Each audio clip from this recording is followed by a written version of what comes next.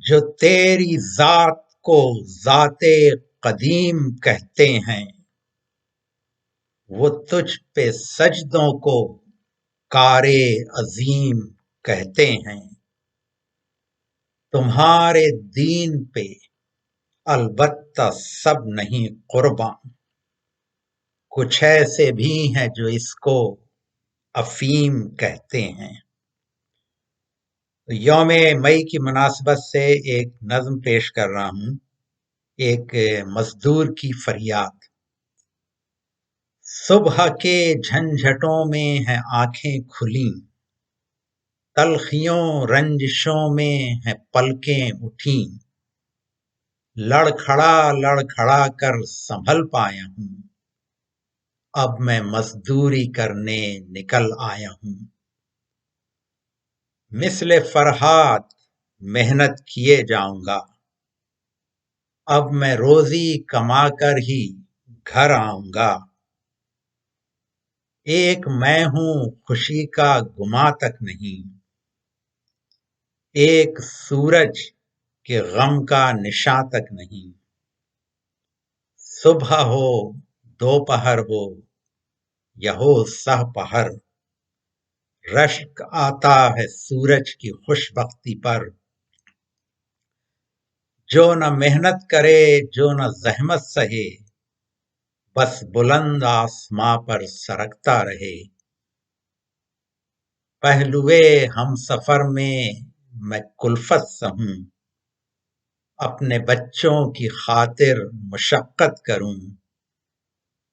چہرہ بھرنے لگا جھریوں سے میرا، سر سفیدی ہوا رنجشوں سے میرا۔ صبح ہو دوپہر ہو یا ہو سہ پہر، رشک آتا ہے سورج کی خوش بختی پر۔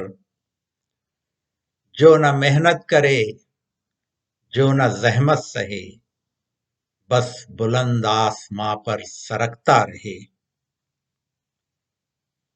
مالک آسماں دیکھتا کیوں نہیں، تنگ کتنی ہے انسان پر یہ زمیں۔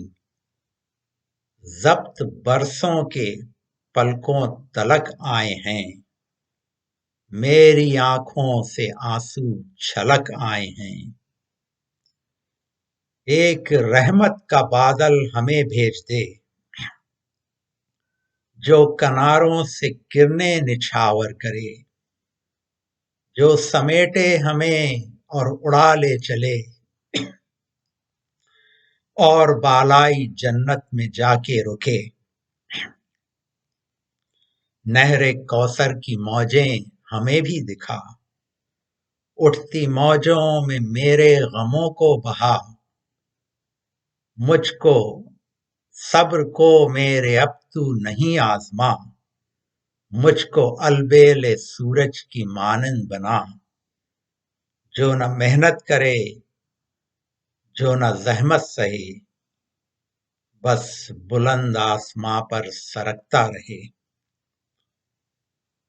تو اس نظم میں نے کچھ خیالات ایک امریکی شاعر ہیون گلیسپی کی نظم دیٹ لکی اولڈ سن سے لیے ہیں، جسے کئی مشہور گلوکاروں نے گایا ہے، جن میں لوئس آرمسٹرانگ بھی شامل ہیں۔